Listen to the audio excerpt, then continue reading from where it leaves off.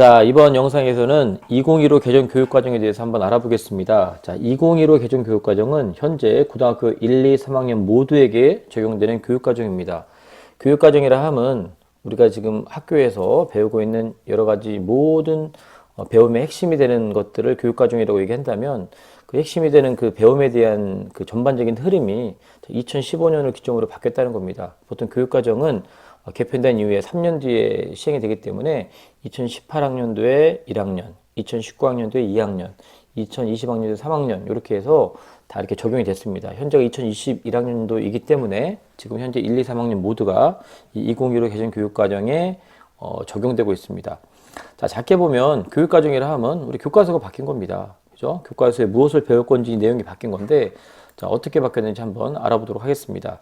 자, 2015 개정 교육과정의 주요 방향은 뭐냐면 미래 사회에 필요한 핵심 역량이 반영됐다는 겁니다. 우리가 뭐 4차 산업혁명 얘기하면서 미래가 많이 바뀌는데 그 미래에 대응하기 위해서는 핵심 역량이 있는데 그 핵심 역량을 6가지로 제시를 했는데 이런 역량을 키워주기 위한 교육이다라는 거고요. 그 다음에 두 번째, 인문사회 과학기술 기초 소양을 함양한다.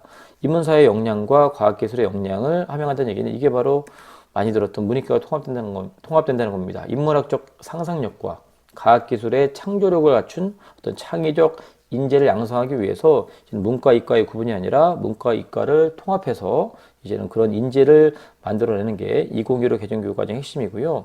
학습량을 적정해야 한다. 쉬운 얘기를 하면 수업 시간에 선생님들께서 너무 일방적으로 가르치는 내용들을 막 주입식으로 가르치는 것보다는 조금 가르치더라도 학생들에게 진정한 배움이 일어날 수 있는 배움이 실현되는 그런 교육, 학습의 경험의 질이 개선이 되어서 정말로 모든 아이들에게 배움이 일어나는 그런 교육을 하라는 게 2015 개정교육과정의 주요 방향입니다.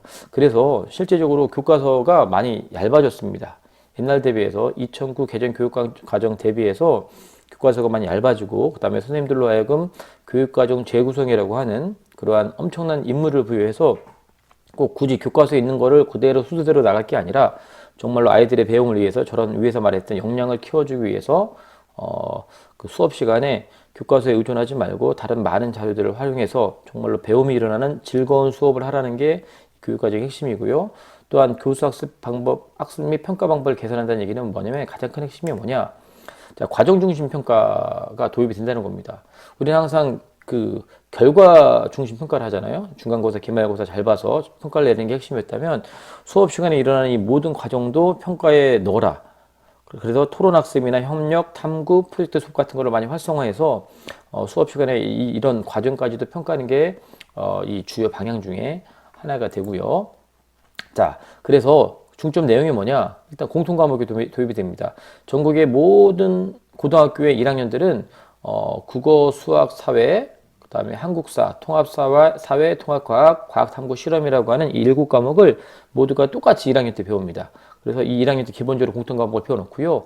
2, 3학년, 뭐 물론 1학년 때도 선택 과목이 올 수 있겠지만 전반적으로 2학년, 3학년 때 그런 선택 과목을 선택하게 돼 있는데 그 선택 과목도 이전에는 문과, 이과 그러면 문과에서 사회 과목, 이과에서 과학 과목 이렇게 우리가 선택 과목이 되게 한정적이었는데 이런 선택 과목을 되게 다양화해라 라는 게 중점 내용이고요. 그럼 선택 과목을 다양하게 하려면 배울 수 있는 실수가 한정되어 있기 때문에 줄여야 돼요, 무언가를. 그 무언가를 줄이는 게 바로 뭐냐면 국어, 수학, 영어의 비중을 적정화해라.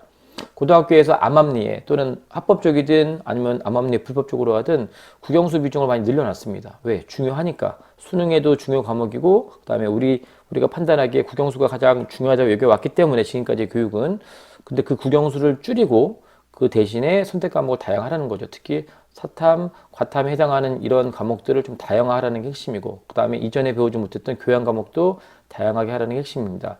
그리고 특성화고 같은 경우는 NCY와 연계 강화라는 건 국가 직능에 필요한 그런 정말 실제 그 능력과 관계되어 있는 그런 능력을 강화하기 위한 그런 교육 과정으로 바꿔라 이런 내용입니다. 자, 추가하는 인간상은 뭐 우리 흔히 말하는 우리 교무실에 붙어 있는 여러 가지 좋은 말들, 뭐 자주적이고 창의적이고 교양 있는 사람, 더불어 있는 사람 이런 것들이 나오는데 그런데 핵심은 뭐냐면 바로 아까 얘기했지만 창의 융합형 인재, 문과의 상상력과 이과의 어떤 기술력을 결합할 수 있는 그런 어떤 창의 융합형 인재를 양성하는 게 2015 개정교육과정의 핵심입니다. 자, 그래서 이 개정 교육 과정에 이제 과목 편제표를 좀 필요가 있는데 굳이 이런 것까지 우리가 알아야 되겠냐 할 수도 있겠지만 되게 중요한 부분입니다. 자, 1학년 때 공통 과목을 배운다고 했습니다. 이거는 뭘 의미냐면 1학년 때 공통 과목을 배우기 때문에 실은 1학년 때 우리가 흔히 말하는 등급 관리, 성적 관리하기가 가장 용이한 학년일 수밖에 없다는 겁니다. 모두가 똑같은 과목을 배우기 때문에 내신 산출, 점수 산출할 때 가장 1학년 때 신경을 쓸 수밖에 없는 거고요. 반대로 2, 3학년, 대부분 뭐 1학년 때 할 수도 있겠지만 대부분 2학년, 3학년 되면 이른바 선택 과목을 주어지는데 그 선택 과목에는 일반 선택 과목과 진로 선택 과목이 있습니다. 이름이 일반 선택과 진로 선택과 있는데 이 진로 선택 과목이 핵심이죠. 2015 개정 교육 과정의 핵심인 진로 선택 과목. 이전에 없던 개념인데요. 자신의 꿈과 희망, 진로에 맞춰서 적성에 맞춰서 관련된 과목을 선택하라는 겁니다. 자, 이런 것들이 나중에 확대가 되면 이른바 고교 학점제까지 우리가 이제 연동될 수 있는 부분인데, 자, 진로 선택 과목은 일반 선택 과목과 무엇이 다른지 한번 보겠습니다. 자, 일단 이 빨갛게 표시된 이 부분들이 1학년 때 배우는 공통 과목입니다. 국어, 수학, 영어, 한국사, 통합사회, 통합과 과학탐구 실험. 자, 1학년 때 모두가 배우게 돼 있고요. 그 다음에 이 일반 선택 과목, 이게 우리가 흔히 말했던 이전의 교육 과정에 있었던 과목들이죠. 특히나 이 탐구에서 요 사회 과목을 탐구하면 문과, 그 다음에 과학 쪽 탐구하면 이과, 우리가 이렇게 구분을 했었잖아요. 네, 이런 과목 플러스 그 다음에 이 진로 선택 과목이 있는데 이 진로 선택 과목은 수능에 나오지 않습니다. 그런데 수학에서 기하와 그 다음에 과학 2 과목, 또 물리학, 화학 2, 생명과학 2, 지구학 2 같은 요 과목을 빼고는 이 진로 선택 과목은 수능에 나오지 않는 과목입니다. 그러다 보니까 평가도 약간 다릅니다. 이 일반 선택 과목은 9등급으로 평가합니다. 우리가 흔히 말했던 고등학교에서 배웠던 과목들 1부터 9까지 나오는 그러한 평가를 한다면 이 진로 선택 과목은 3단계 성취랍니다. A, B, C 절대평가로 하게 되죠. 그래서 이게 의미하는 바가 뭐냐? 이게 의미하는 바는 자, 본인의 진로에 따라서 이 과목을 선택했기 때문에 부담을 갖지 말라는 겁니다. 그런데 현재 올해 2월 달에 졸업했던 2020학년도에 고3을 했던 아이들은 이 2015 개정 교육 과정의 첫 번째 적용됐던 학년인데 이 진로 선택 과목마저도 등급이 이루어졌기 때문에 어떻게 보면 손해죠. 희망하는 과목을 좋아하는 과목을 선택했는데 이른바 소인수 과목이 되어서 등급 관리가 되게 어려웠던 그런 경험도 있었을 텐데 이제 현재 고3부터는 이 진로 선택 과목에 있어서 3단계 A, B, C 성취도로 하기 때문에 부담이 좀 덜해요.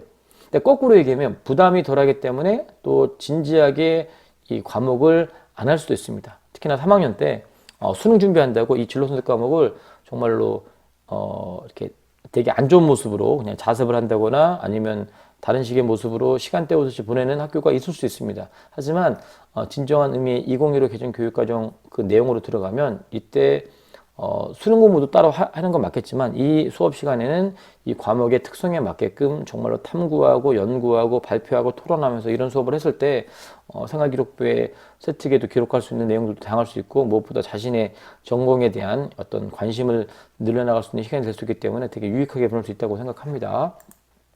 자, 그래서 현재 2022학년도 현재 고3들이 대학 가는 올해 서울에 있는 33개 대학이 이제 이른바 교과 전형, 내신으로 학생들을 뽑는 이 전형에서 절반 가까이의 대학들은 아직 이 진로 선택 과목을 어떻게 반영할지 반영하지 않겠다라고 지금 발표를 했고요.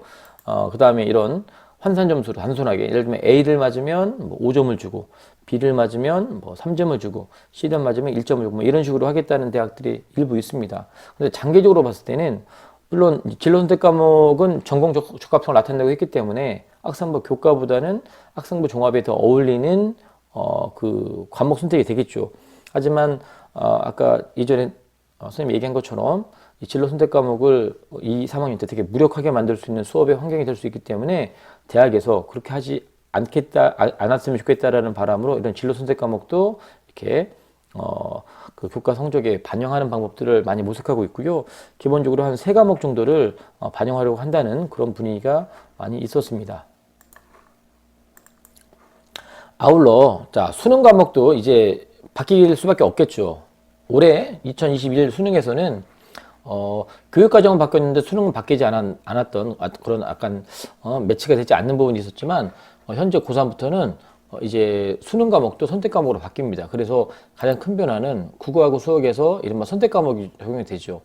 독서하고 문학은 공통으로 배우고, 그다음에 수학 같은 경우도 수학 1, 2까지는 공통으로 들어가지만, 자, 2학년 때, 3학년 때 학교에서 개설했던 그 과목을 통해서 화작이냐, 언어 매체를 선택하느냐, 그다음에 확통이냐, 미적분, 기하 중에 선택하느냐가 결정이 되는 거죠. 일반적으로 문과 성향의 아이들은 확통을 하고, 이과 아이들은 미적분과 기하를 주로 하죠. 그런데 지금 3월달 모의고사를 보고 나서 과연 물론 이론적으로는 본인이 좋아하는 것들을 선택하는 게 맞는데 이 선택 과목에 있어서 과연 유불리를 따져가는 이런 것들 고민을 많이 하고 있습니다. 자, 어떻게 변할지 우리가 좀 주의 깊게 볼 필요가 있는 것 같고요. 자, 그리고 가장 눈에 띄는 변화 중에 하나가 뭐냐면 이른바 사회과학, 이른바 문이과가 없어졌기 때문에 문과는 사탐, 이과는 과탐이라는 공식이 껴졌습니다. 이론적으로 따지면 사회 하나, 과학 하나 이렇게 선택해서 볼 수가 있다는 거예요. 본인이 진학하고자 하는 그 대학의 학과에 따라서 자기가 선택했던 과목에 따라서 사회 하나, 과학 하나가 할 수 있는데 현재까지는 사회에 대한 어떤 픽스보다는 과학 과목에 대한 픽스가 좀 되게 많이 있는 편입니다. 특히나 우리 공대 쪽 학교에서는 과학을 무슨 과목을 꼭 들어라 이렇게 픽스하는 대학들이 있기 때문에 이런 것들은 좀 미리 살펴보고 그 다음에 자기가 희망하는 대학과 학과에 맞춰서 사회과학 과목을 선택할 필요가 있고요. 그 다음에 또 하나의 변화는 제2외국어에 대한 절대평가로 평가가 바뀌었다는 겁니다. 이전에 뭐 아랍어로 대박 났다는 얘기들이 많아서 전국에 아랍어를 배우는 학교가 그렇게 많지 않음에도 불구하고 아랍어 로또를 노리는 학생들이 많았는데 이제는 자기가 고등학교에서 배웠던 그 과목대로 선택을 해서 시험 보는 게 맞는 것 같습니다. 자, 그러면 자, 교육과정, 그 어려운 교육과정을 우리가 왜 지금 언급했느냐, 이 교육과정이 변하면서 학교 현장에서 우리가 어떻게 대처해야 되는지를 좀 말씀을 드리려고 자, 이 영상을 준비했습니다. 일단 이제 2학년이 되면 이제 진로 선택에 맞는 과목을 선택해야 됩니다. 이거는 옵션이 아니에요. 여러분들이 반드시 과목을 선택해야 되는데 이거는 친구 따라 강남 갈 것도 아니고 선생님이 뭘 들으라고 찍어줘서 할 부분도 아닙니다.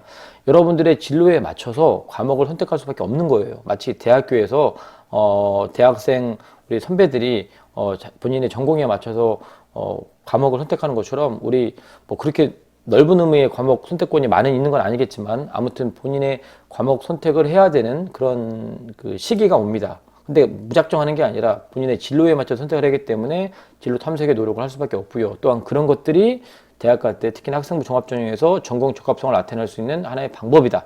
되게 신중하게 할 수밖에 없는 거고요.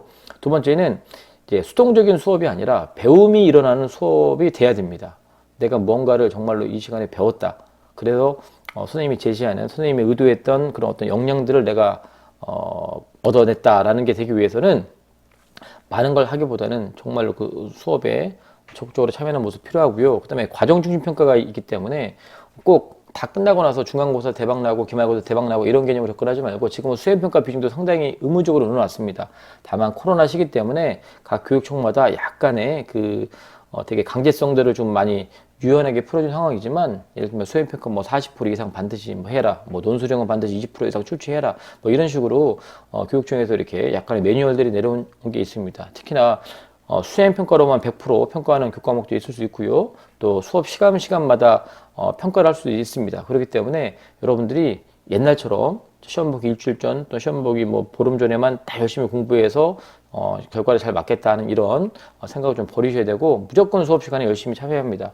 그 다음에 2, 3학년들이 진로 선택 과목을 많이 선택할 수밖에 없는 상황인데 자, 자기의 전공에 맞춰서 그 과목을 선택해서 수업을 잘 들으면 이상적인 모습인데 만약에 걔 중에는 나는 이제 수시로 대학 가기가 좀 어려운 것 같아서 나는 정시로 대학 갈 거라는 생각을 가지고 이제 수능에만 올인하는 친구들이 있을 수 있습니다. 그러면 2, 3학년 때 의도적으로 아예 수업 시간에 아무 참여도 안 하고 그냥 씨 맞고 말지 이러는 모습으로 진로 선택 과목을 약간 버리는 그런 아이들이 있을 수도 있고요.